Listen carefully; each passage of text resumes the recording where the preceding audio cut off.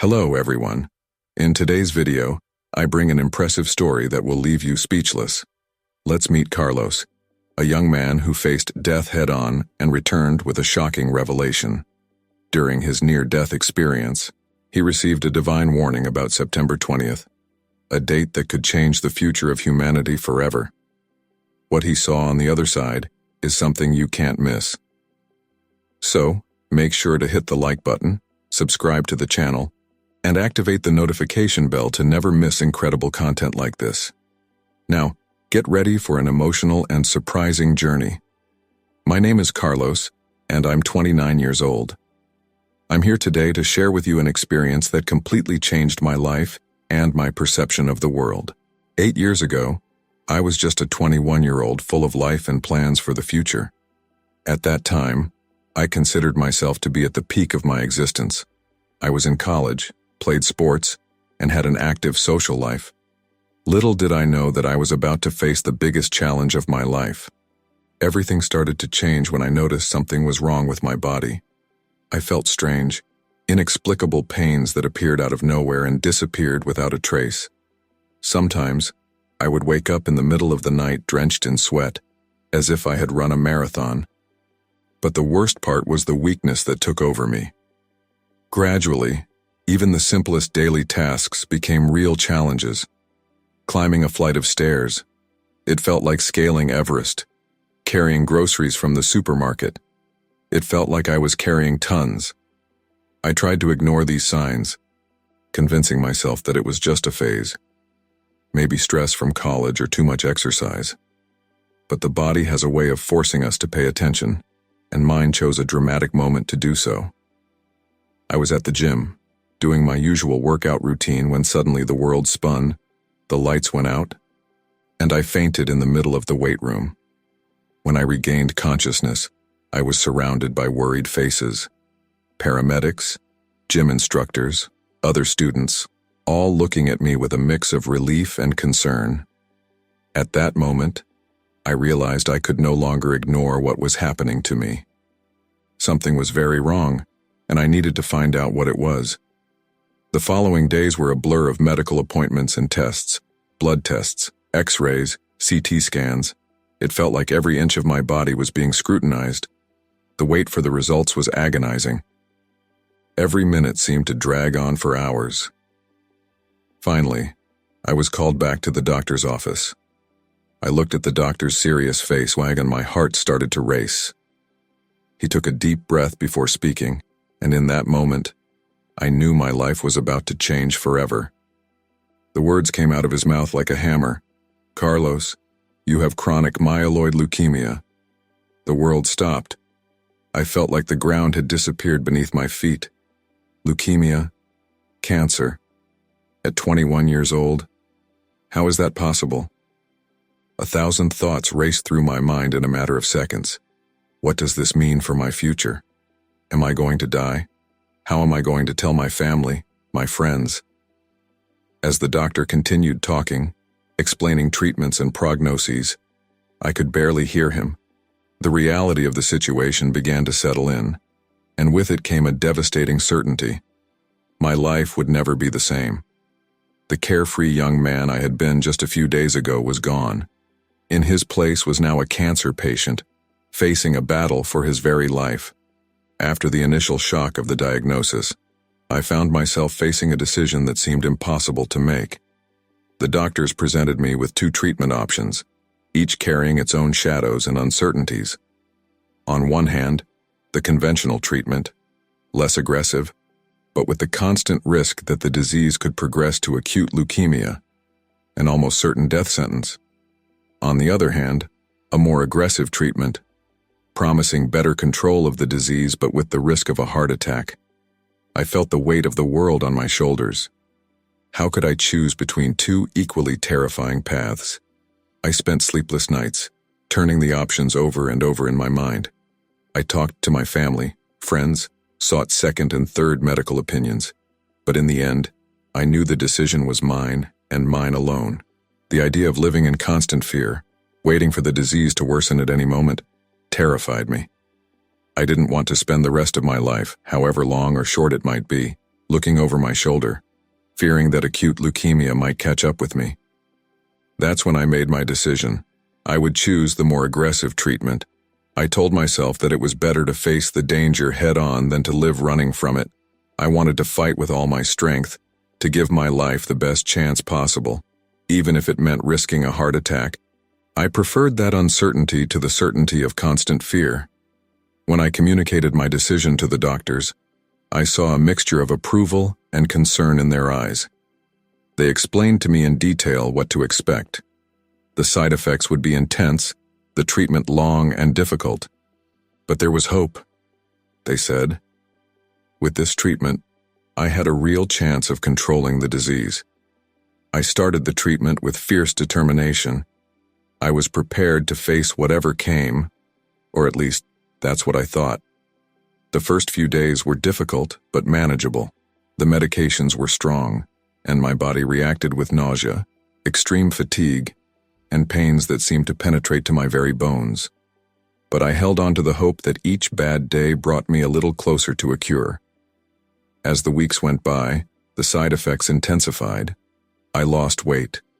My hair started to fall out. I looked in the mirror and barely recognized the person staring back at me, but I refused to give up. Every day I managed to get out of bed was a victory. Every meal I could keep down was a triumph. However, nothing could have prepared me for what was to come. One day, while I was at the hospital for a treatment session, I felt a pain in my chest. At first, I tried to ignore it, thinking it was just another side effect. But the pain grew, intensified, until it became unbearable. The world around me began to spin, and the voices of the nurses and doctors became distant. At that moment, I realized the risk I had accepted was coming true. I was having a heart attack. Fear washed over me, but with it came a strange sense of calm. As the darkness began to envelop me, I had one last conscious thought. Did I make the right choice? And then, everything went black. I was lying in a hospital bed, surrounded by machines beeping rhythmically, monitoring each beat of my weakened heart. The air conditioning hummed softly, creating a constant background noise that blended with the sounds of the medical devices. The smell of antiseptic filled my nostrils, a constant reminder of where I was and why. My eyes scanned the room, taking in the details that had become so familiar over the past few weeks. The calendar on the wall, marking the days of treatment, the small vase with flowers my mother had brought yesterday, an attempt to bring some life into this sterile environment. The window that looked out onto a gray Miami sky, so distant from the busy life I had led just a few months ago. Suddenly, I felt a change. It was subtle at first, almost imperceptible. A strange sensation in my chest, as if something were squeezing my heart. I tried to convince myself it was just another side effect of the treatment, something that would pass, but the feeling grew, intensified. The pain spread, radiating down my left arm. My heart started beating faster, and I could hear the heart monitor speeding up its beeping. Breathing became difficult, as if my lungs were refusing to function. I tried to call for help, but my voice failed me. Panic began to take hold of me. The seconds seemed to drag on. Each breath was a struggle. The pain in my chest was now unbearable, as if someone were crushing my heart with an iron fist. My vision started to darken at the edges, the hospital room growing more distant. I heard distant voices, muffled shouts. I saw blurred figures rushing into my room. Doctors and nurses sprang into action, moving in a frantic choreography around me. I heard fragments of sentences. Heart attack. We need to stabilize him. Prepare the defibrillator. I felt hands touching me, someone holding my hand. I wanted to tell them that I was scared, that I didn't want to die, but I couldn't form the words. The world around me seemed to be dissolving, the voices and sounds growing fainter and fainter. And then, suddenly, everything goes silent. The pain disappears. The struggle to breathe ceases. It's as if I've been pulled out of my body, leaving behind all the suffering and fear.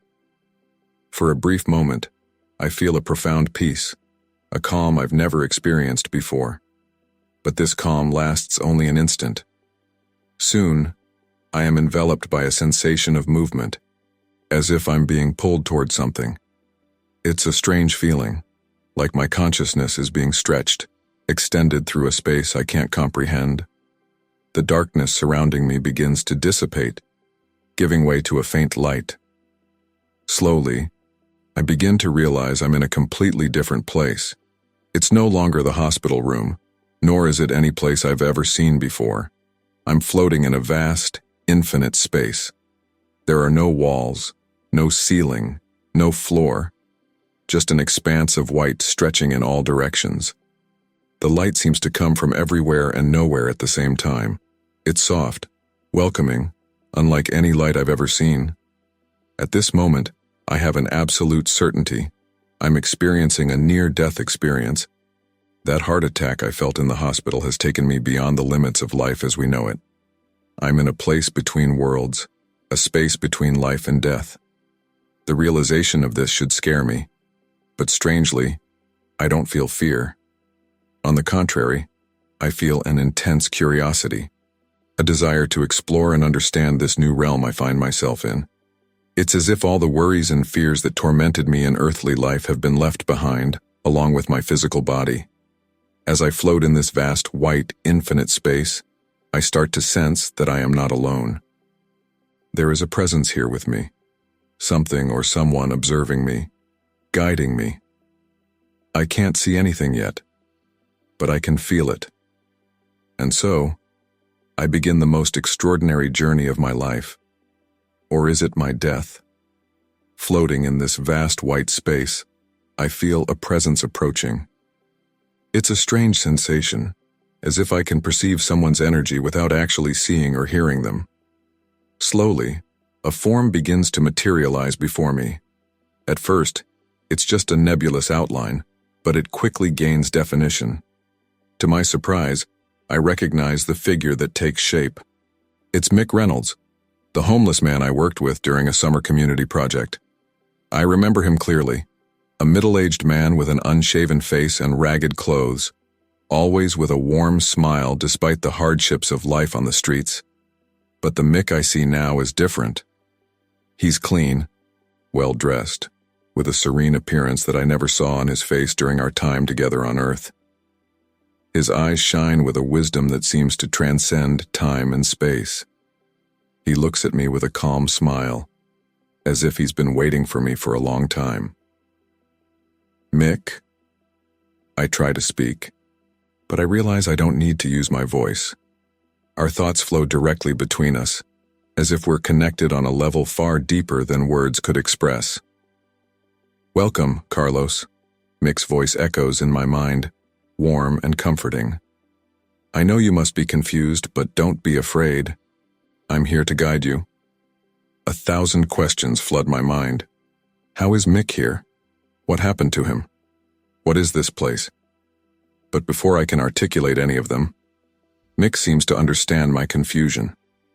This is a place of transition, he explains, his voice resonating not only in my ears but throughout my entire being. A space between the world you know and what lies beyond. I'm here to help you navigate this experience. I look around, trying to absorb the vastness of this place. The white space seems to stretch infinitely in all directions, but at the same time, I feel like I'm in a cozy, intimate space. But Mick, I think, knowing he can hear me. How are you here? The last time I saw you, you were still alive? Mick finishes my thought with a gentle smile. Yes, I was. But my earthly journey ended shortly after we met. Now I'm here to help others in their transition, just as I was helped when I arrived. The revelation hits me like a wave. Mick died, and now he's some sort of spiritual guide. The idea seems so surreal that if I still had a physical body, I would probably feel dizzy. Don't worry about understanding everything right now, Mick reassures me, sensing my confusion. This place operates under different rules than what you're used to. Time, space, reality itself. Everything is more fluid here. As Mick speaks, I notice that the space around us begins to change. The infinite white begins to contract, as if it's wrapping around us in a cocoon.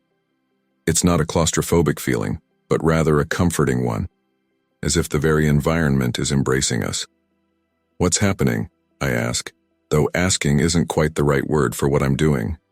It's more like my thoughts and emotions are projecting directly to Mick. We're preparing for the next phase of your journey, Mick explains, his voice, or rather his thought, calm and reassuring. This place is like a portal, a transition point. We're about to cross into another level of existence. I feel a slight pressure, as if the air around me is becoming denser. It's not uncomfortable, but it's definitely noticeable. It's as though I'm being gently pushed in a specific direction, even though I can't see where I'm going. Don't resist, Mick advises, noticing my hesitation. Let yourself go with the flow. The more you surrender to this experience, the easier the transition will be. I try to follow Mick's advice, relaxing and allowing myself to be carried by this invisible force. As I do, I feel a subtle shift in my perception. It's as if my senses are expanding, opening up to new forms of experience. Colors I've never seen before begin to dance at the edges of my vision. Sounds I can't describe with earthly words softly echo around me. There's an aroma in the air, an indescribable fragrance that seems to evoke memories of places I've never visited and people I've never known. What is all this? I ask, marveling at the sensory explosion I'm experiencing. Mick smiles, a smile that seems to illuminate the entire space around us. This, my friend, is just a glimpse of what's to come. We're approaching a realm where the limitations of the physical world no longer apply. Here, reality is shaped by thoughts, emotions, and the very essence of being. As Mick speaks, I feel that we're moving, or perhaps it's the space around us that's moving. It's hard to tell. The sensation is similar to being in an elevator, but instead of going up or down, it feels like we're moving through layers of reality. Prepare yourself, Mick says, his voice blending with the sensations surrounding us. We're about to enter a different dimension. Here, you will see and experience things that defy human understanding. Keep your mind open and your heart receptive. I barely have time to process Mick's words when I feel a sudden shift. It's as if we've passed through an invisible membrane. The world around us explodes into a symphony of light, color and sensation. And so, guided by Mick, I enter a new realm of existence, ready to discover the mysteries that await me beyond the limits of life as I knew it. Suddenly, I find myself immersed in a world that defies all logic and earthly comprehension. The vast white space has given way to a vibrant, pulsating environment full of life. Colors I've never seen before dance around me, forming complex, constantly shifting patterns. It's as if I can see the very essence of creation manifesting before my eyes. The air, if I can even call it that, seems alive. Every breath I take fills me not just with oxygen, but with pure, revitalizing energy. I feel more alive than ever before, which is ironic considering I'm technically on the verge of death. I look to Mick, searching for some kind of explanation or guidance. He's by my side, his being radiating a soft, comforting light. His smile is serene, as if he's witnessing my awe for the first time, even though he's likely guided countless souls along this path. What is this place, Mick? I ask. My voice, or is it my thoughts, echoing in a strange way in this new environment? This is a plane of existence beyond human understanding, Mick replies, his voice resonating not only in my ears but throughout my entire being. Here, the laws of physics as you know them don't apply. Time, it's a much deeper and multi-dimensional form of communication than anything I've ever experienced. I try to take a step forward, but I realize I no longer have a physical body. I am pure consciousness, an energy floating freely in this space. Movement happens simply by intention. I think of moving to the right, and instantly I am there. How is this possible? I ask, amazed at the ease of movement. Here, your consciousness is your reality, Mick explains. Your thoughts and intentions directly shape the environment around you. There is no separation between you and the universe. You are part of it, and it is part of you. As I absorb these words, I notice the environment responding to my thoughts and emotions. When I think of peace, I see soft waves of blue and green spreading around me. When I feel curiosity, golden sparks of light pulse through the air. "This is incredible," I exclaim, unable to adequately describe the experience.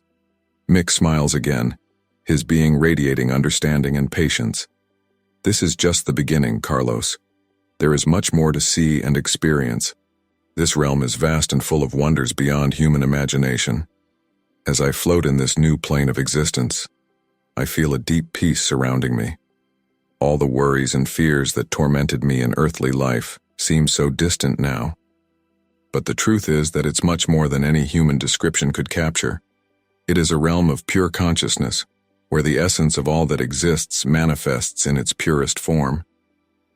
As I absorb these words, I realize there is more to this place than I can see or feel. It's as if there are layers upon layers of reality, all existing simultaneously. I see flashes of other realms, other dimensions, each more wonderful and incomprehensible than the last.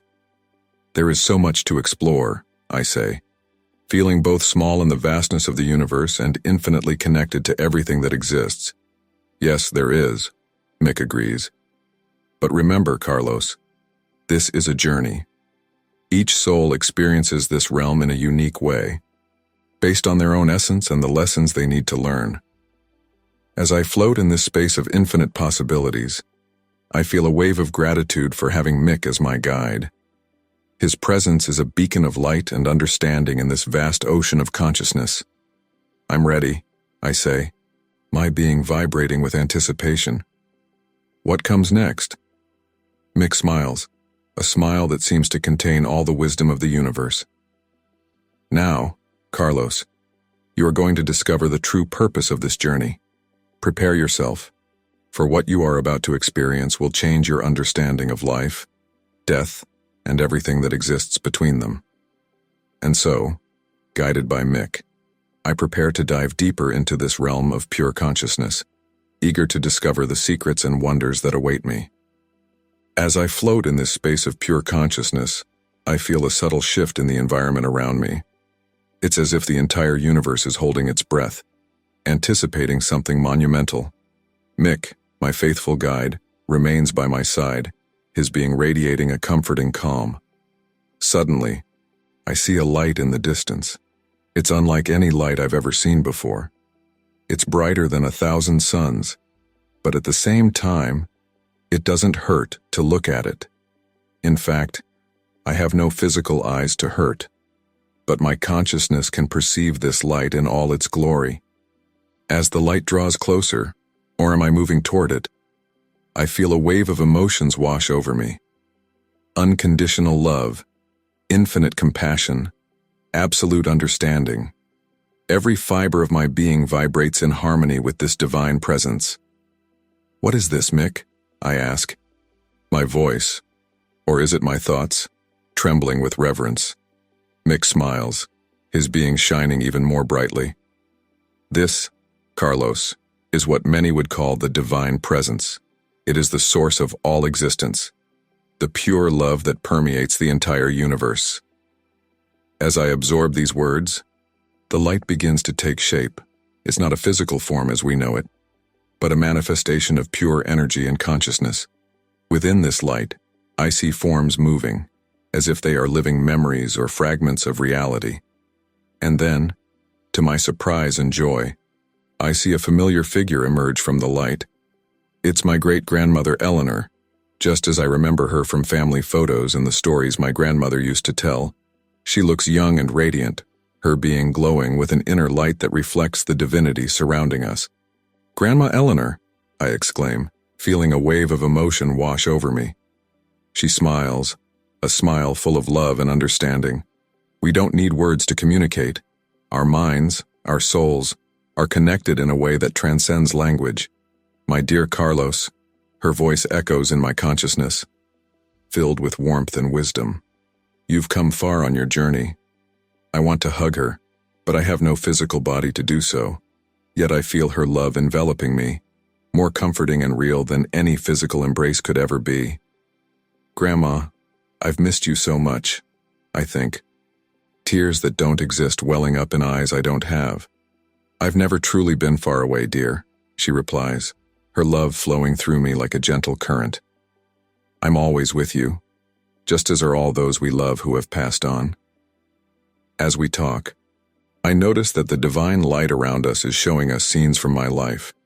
I see moments from my past, some I remember clearly, others I had long forgotten. Each memory is permeated with a deep understanding, as if I can see the purpose and lesson behind every experience. "You have an important journey ahead, Carlos," my great-grandmother says, her voice blending with the light that surrounds us. "There is much for you to learn and experience still." "But I don't want to leave," I reply, feeling whole and at peace for the first time in a long time. "Yoy, I want to stay here with you, with this light." My great-grandmother smiles, a smile full of understanding and compassion. "I know, dear, but your time hasn't come yet. You have a purpose to fulfill in the physical world." As she speaks, I feel Mick's presence by my side, gently reminding me of the journey we are on. "Remember, Carlos," Mick says, his voice blending harmoniously with my great-grandmother's and the divine light. "This experience isn't the end, but a new beginning. What you learn here, you will take back with you." I look at my great-grandmother, at Mick, at the divine light that surrounds us. I feel filled with a love and understanding that goes beyond anything I have ever experienced. "I'm ready," I say, feeling a mixture of reluctance and determination. "And what should I do now?" My great-grandmother Eleanor smiles, her being glowing with unconditional love. "Now, my dear, you are going to receive a vision that you will carry back with you to the world of the living." The divine light around us seems to pulse, as if responding to my great-grandmother's words.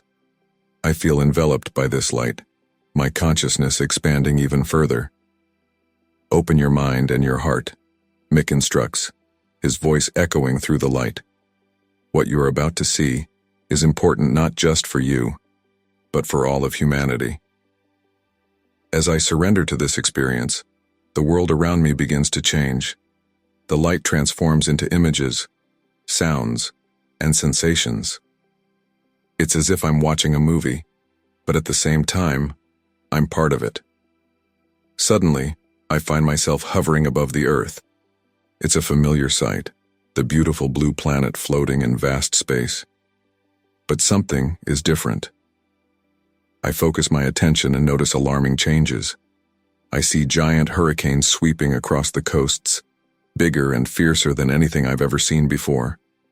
Devastating wildfires consume entire forests, leaving only ashes and desolation.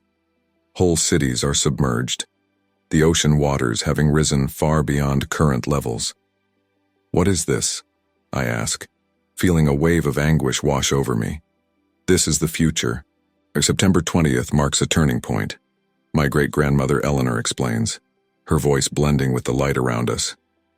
"It is a day when the effects of climate change will become impossible to ignore. A day that will trigger a series of events that will change the course of human history." I continue watching in horror as the devastating effects of climate change unfold before me. I see people fleeing their homes, entire communities displaced, entire ecosystems collapsing. But then, something changes.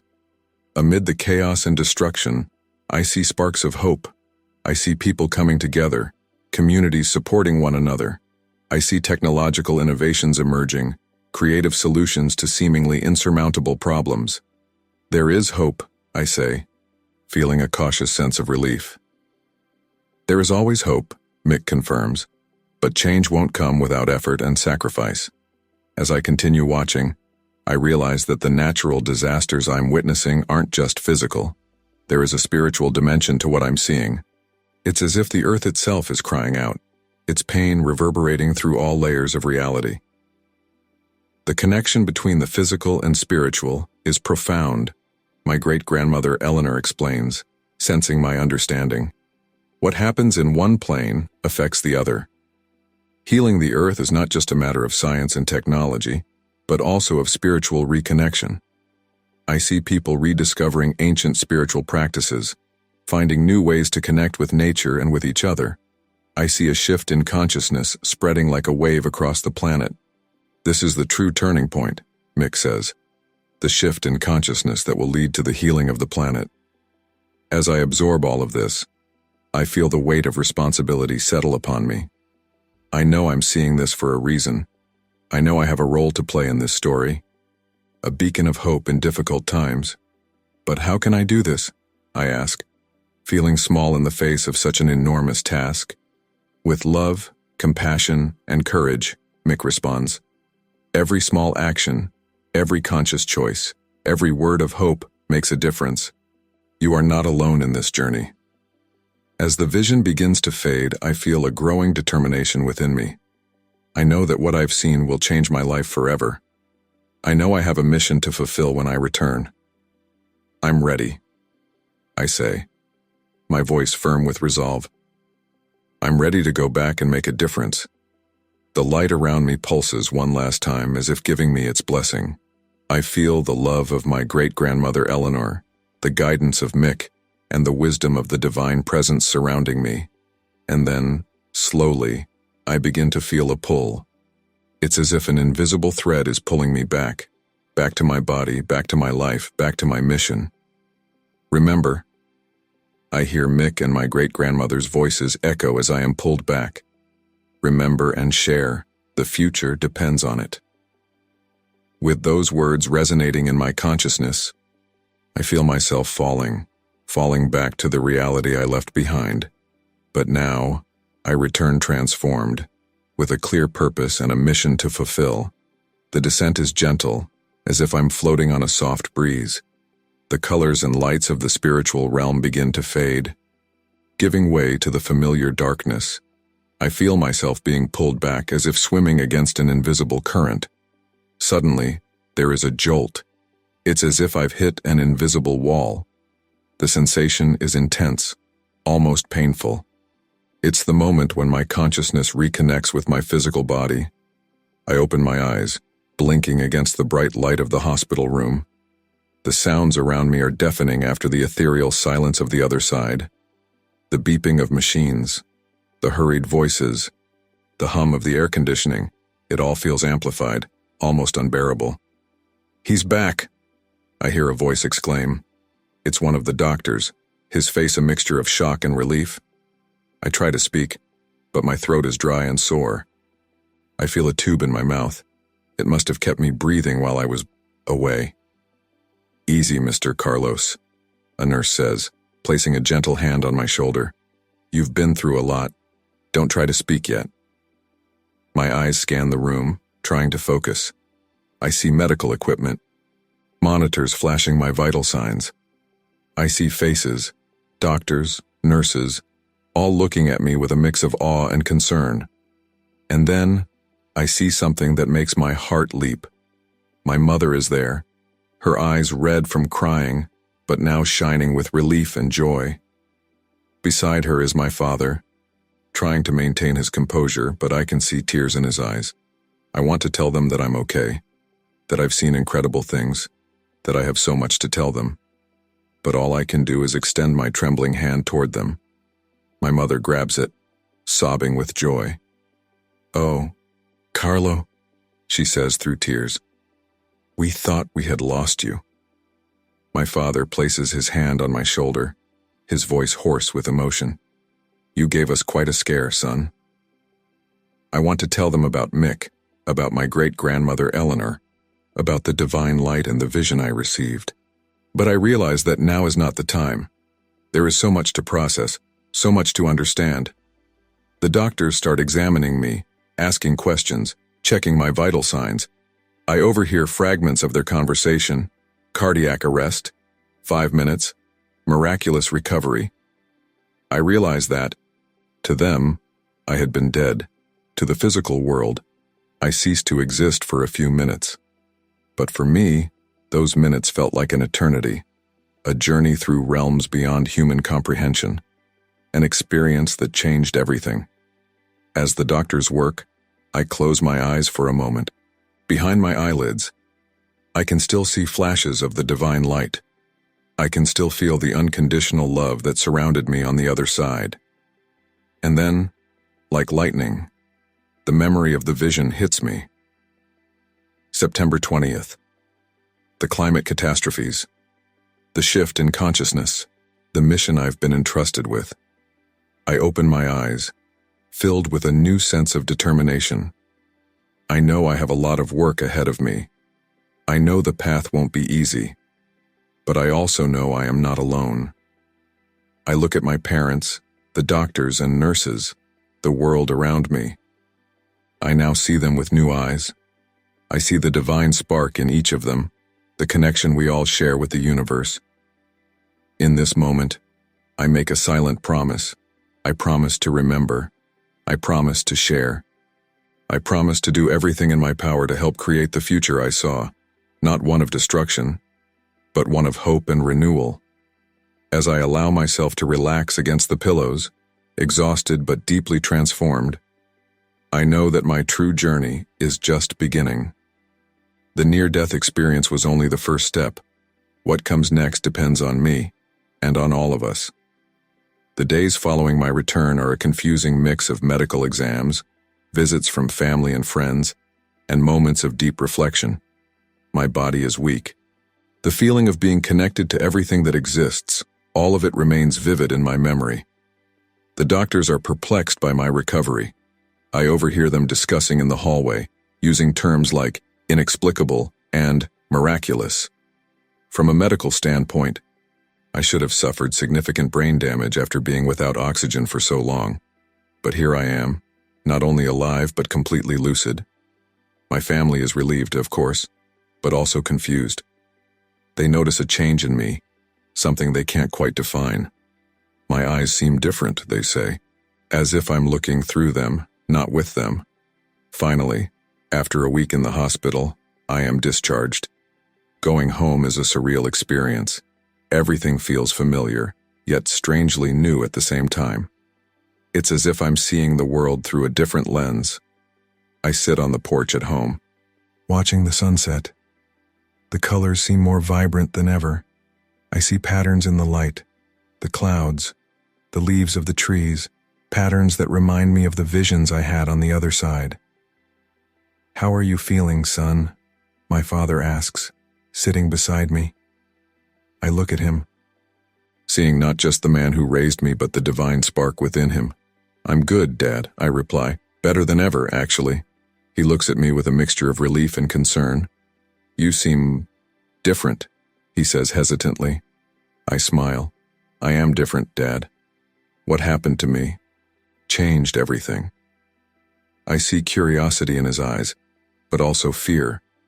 Fear of the unknown. Fear of something he cannot fully understand.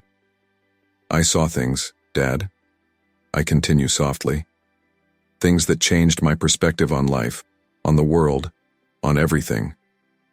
My father is silent for a moment, processing my words. "You mean, on the other side?" he finally asks, his voice barely above a whisper. I nod. "Yes. And it wasn't just what I saw. It was what I felt, what I learned. Dad, there's so much more to life than we can see or touch." I see tears in his eyes. Not tears of sadness, but an emotion I can't fully define. Perhaps it's a mixture of relief, love, and a touch of reverence. "I'm just glad you're back, son," he says, placing his hand on my shoulder.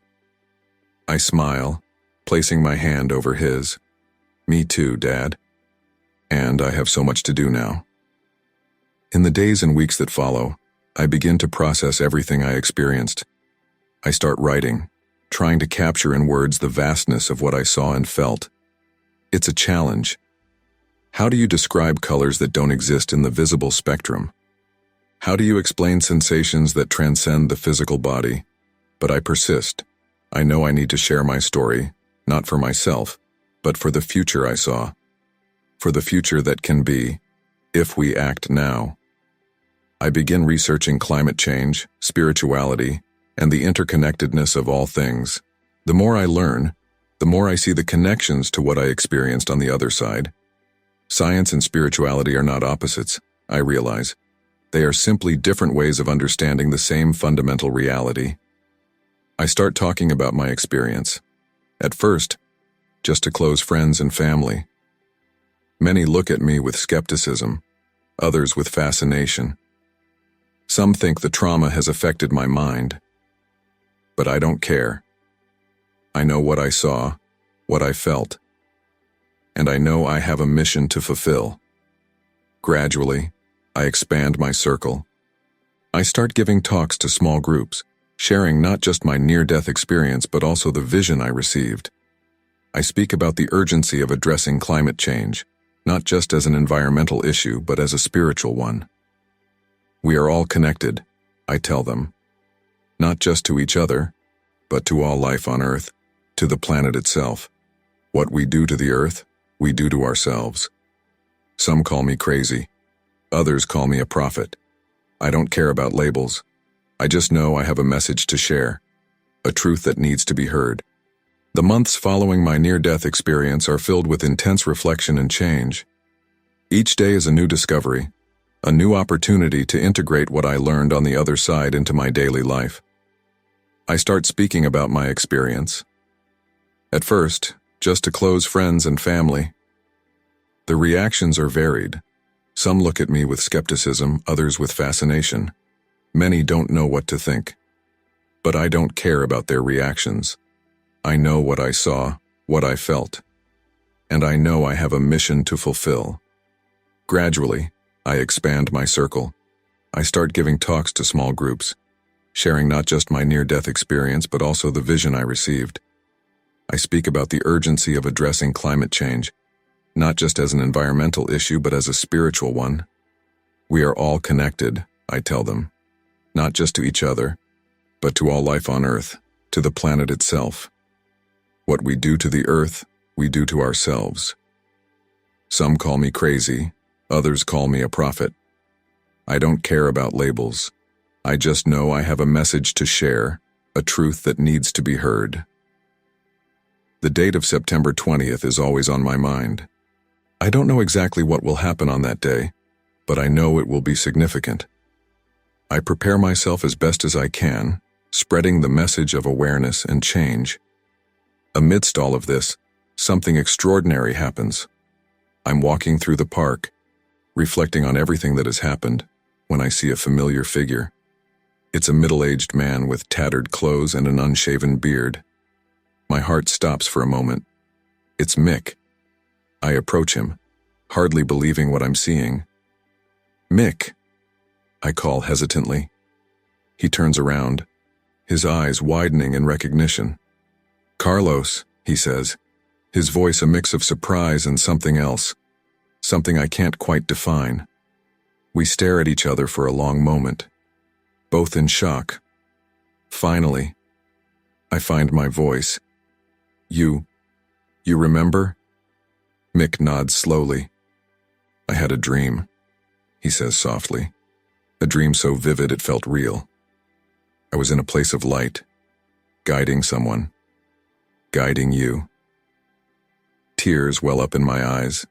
It wasn't a dream, Mick, I say. It was real. All of it happened.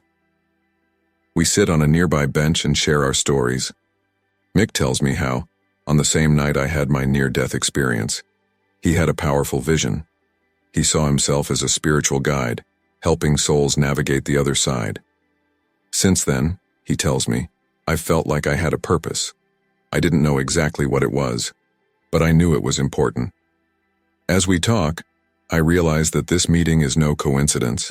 It's confirmation, proof that what I experienced was real, and more than that, it's a reminder that I'm not alone in this mission. Mick and I start working together.